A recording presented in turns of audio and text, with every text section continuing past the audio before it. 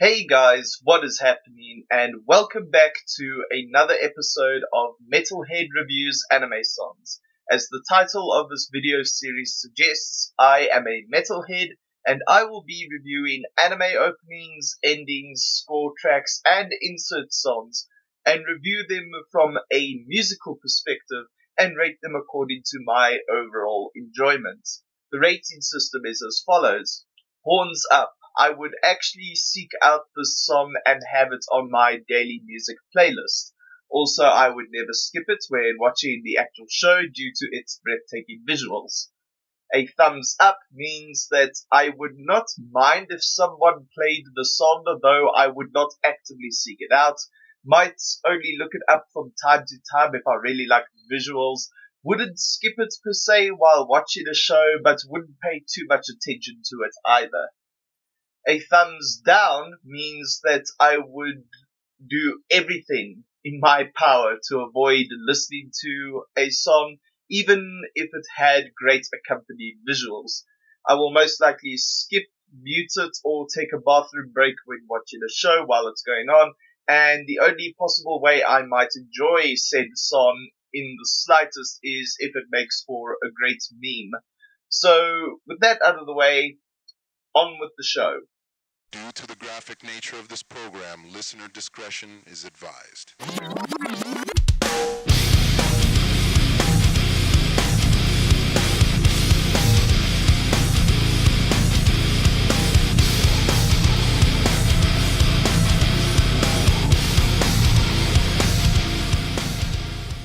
Number 1, Forces by Susumu Hirasawa. This song is, in my humble opinion, the greatest song composed in all of anime history. This song manages to capture so many elements at once. These elements mainly being the nostalgic sounds of 80s and 90s synth music, the tribal and primal vibe of militaristic music, and the enchanting and wondrous aspects of fantasy scores.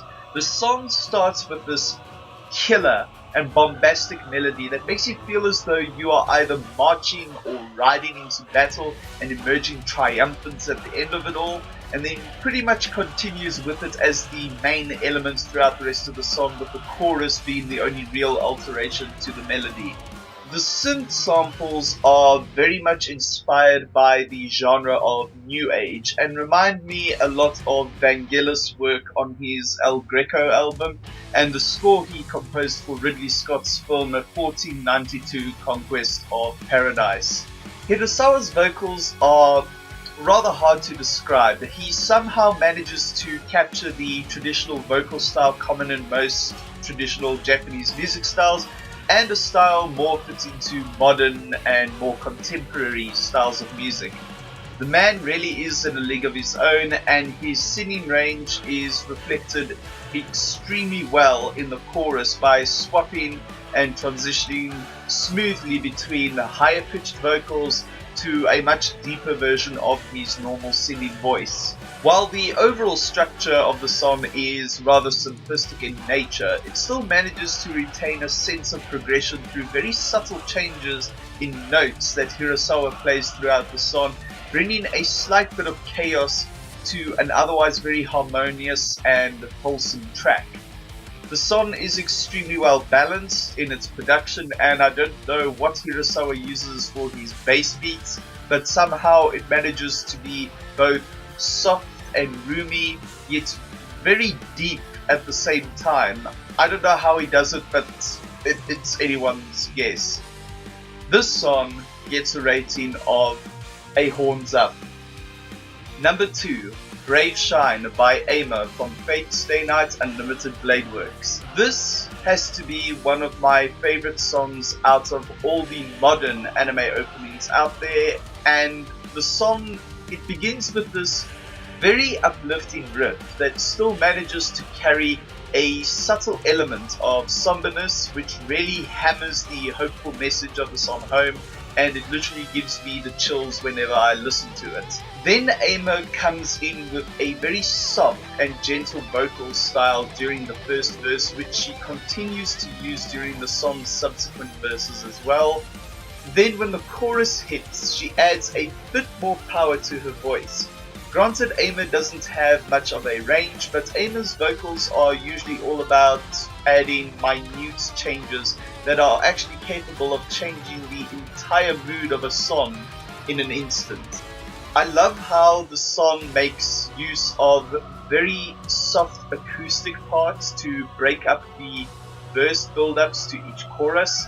It really allows the song to evoke almost a sense of hope and power by the time the chorus hits, and only adds to the headbanging awesomeness of this song. The bass guitar tone of this song is simply killer. I absolutely love it. It really gives power to the very light tone of the lead and rhythm guitars and makes the soundscape feel more full and pure as opposed to being rather soft and fuzzy. You can really feel the passion from the drummer in this song. I mean, his technique isn't anything particularly special, but you can really feel the guy's energy pouring out with each note he hits, and you can tell he's been really moved by the music. I love hearing that in drumming. It really makes the music feel more organic and true in this age of electronic music. The production and mixing is really well thought out. This song could have turned out horribly if it weren't for the perfect balance between the lighter tones and the heavy but soft bass tones. This song gets a rating of a horns up. Number 3, Tomorrow by Mikuni Shimokawa from Full Metal Panic. I'm not going to lie, this song is one of the few songs that I listen to that really gets me in a more happy and positive mood than what I usually am. This song starts off with this very tasty and bubblegum filled guitar intro melody that's like silk to my ears. The accompanying and underlying bass guitar melody of the song is super clean. I don't know who the guitarist is or how he pulled off that tone, but I mean, it shows that bass tones don't need to be overly distorted and heavy to sound great. Plus it gives the song a nice subtle groove that you can actually bob your head to. Mikuni Shimokawa's vocals are absolutely pure and innocent on this song. It really gives the song a wonderful, uplifting, positive, and carefree nature that I really love. The backing male vocals throughout the track are also great and add to the upbeat energy and happy vibes of the song. You can tell the drummer of the song is having a lot of fun and is just letting the music guide him as he moves with the beat. I fucking love it. I'll say it again. Drumming is always at its best when the drummer really feels one with the music and is having fun, which always makes for an engaging and genuine performance. The guitar solo on this song is simply killer. How often do you hear guitar solos in pop songs nowadays, or even during the time Full Metal Panic came out? This solo would actually fit in rather well with a metal song, albeit with slightly more distortion and volume added to it. But overall, it shreds, it's emotional, and it's simply terrific. Definitely the song's major highlights. The keyboard synths have a very sweet sound to them, and I love the minute sense of calm and ease that it brings to the song. The production overall is very clean and very polished, and it really helps sell the tone and aesthetic of Full Metal Panic and its story. I cannot praise this song enough.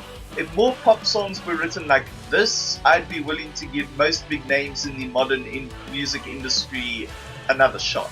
This song gets a rating of a horns up. Number 4, Inner Universe by Origa from the Ghost in the Shell standalone complex. This song has to be my favorite song out of all the songs that Yoko Kanno has ever composed and produced. The song begins with this techno synth sample that can only be described as odd in its time signature. Then the song begins to incorporate this very atmospheric synth sample that can usually be found in genres like, say, trance, techno, and synthwave, which when layered underneath the sample with the odd melody and time signatures creates a feeling of high-tech, organized chaos that really reflects the themes of the world of Ghost in the Shell extremely well. Auriga's vocals are simply incredible, and it's too bad we'll never get to hear any more music from her since she unfortunately passed away several years back. Auriga was able to give the song this amazing angelic harmony, which really helped create the tone of Ghost in the Shell's cyberpunk future, and the way she delivers the lyrics in a mixture of her native Russian, Latin, and English just adds another dimension to her vocal melodies on this track. There is also the matter of the boy soprano Ben Del Maestro, whose voice at the time the song was recorded really gives the song a more spiritual and meditative aspect to the song, which is something that I really appreciate in my music. I love how instead of composing a song that could be a standard, simplistic and catchy techno song, Kano once again utilizes all the best elements of her skills as a composer to write a very progressive melody that changes as the song moves along. Sometimes drastically and sometimes in a very subtle manner, all while keeping the main melody at the center of it all. Then there's that extremely tasty and fucking awesome bass beat tone. Man, it really gives the song a sense that it has a life pulse of its own. Basically, this song is proof of how diverse and flexible Kano's range and skill as a composer is, and it really speaks volumes about her songwriting talent. This song gets a rating of a horns up. Number 5, Moonlight Densetsu by Dali from Sailor Moon. I'm seriously about to trigger a lot of people when I say this, but I am not the biggest fan of the song, whether it's the English version or the original, which I'm reviewing here. It's just not something I'm particularly fond of. The way this song is written and composed, it sounds like it belongs on a 3-year-old kid's sing-along CD than for an anime. I mean, Pokemon is aimed at young kids between the ages of, like, say, 3 and 12, and that show has better openings than this. I get that the song was based on the demographic of which the show is aimed at, but I mean, come on, you can do better. The chorus is catchy, not annoyingly catchy, but not particularly pleasant catchy either. That is, unless you grew up watching the show, which I did not. So, while it's nostalgic to most anime fans, the only thing I could say that is nostalgic about it is just how much it oozes 90s cheese with its sound and production. The vocals are okay, nothing particularly special about them, and not a lot of range. A pretty basic and standard performance. I like how they use synth samples to capture the fairy tale imagery of Sailor Moon's visuals, so I guess that is a pretty nice touch to the song. So what I'm trying to say is the song is okay overall based on how I enjoyed it, but personally it's not something I would seek out in my own time. So, with all that being said, the song gets a rating of a thumbs up.